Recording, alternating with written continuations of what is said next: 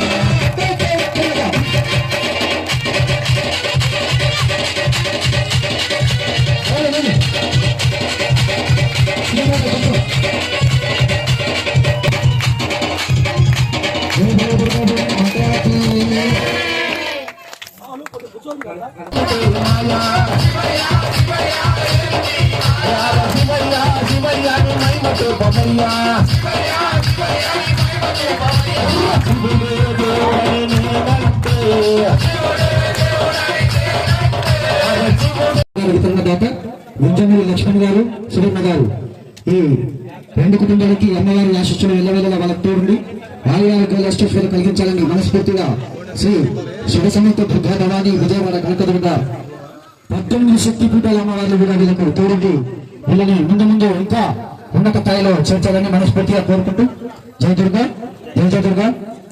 అమ్మవారిని పూజలు జరిపించండి.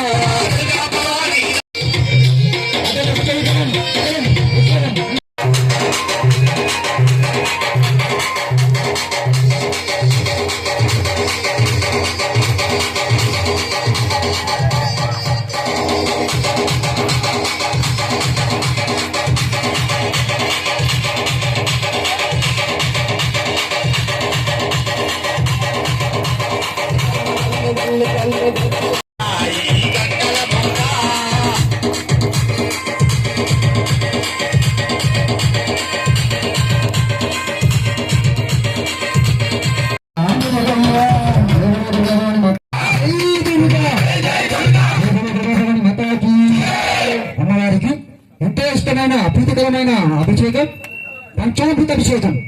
ఈ యొక్క అభిషేకాన్ని తిలకించే భక్తులందరూ కూడా మీ 2 చేతులు పైకెత్తి నమస్కరించుకొని అమ్మవారిని మీ మనసులో కోరికలు కానీ బాధలు కానీ ఏమి కోరుకున్నా అమ్మవారు శ్రీ కనకదుర్గాదేవి అమ్మలకే అమ్మ పెద్దమ్మ శ్రీ కనకదుర్గాదేవి అమ్మవారు కటాక్షం అందరూ పొందాలి. అందరూ కూడా పంచామృత అభిషేకం అయిపోయేదాకా మీ చేతుల పైన ఎత్తిన చేతుల పైన ఉండాలి. పంచామృత అభిషేకం అయిపోయిన తర్వాత కిందిగా చేతులుగా చేతులుగా